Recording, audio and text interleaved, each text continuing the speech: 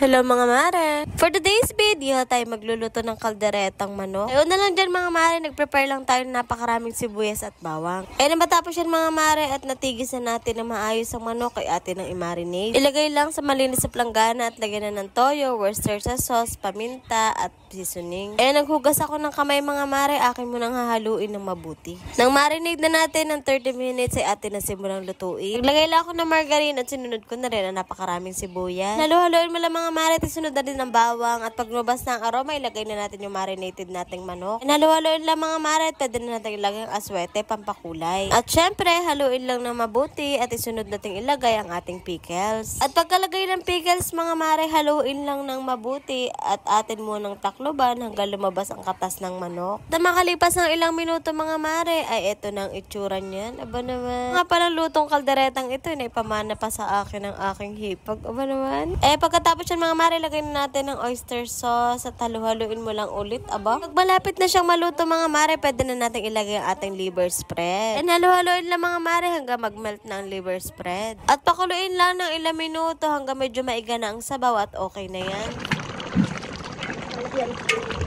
Ako kayo nag-iisip ng lutong kaldereta, abay try nyo na ito. Wala nga pala kaming video na kumakain ito mga mare dahil ito ni-request lang sa akin. Kaya siya yun lang muna mga mare. Kung nagustuhan mo ang aming mga cooking vlog, follow for more. Salamat!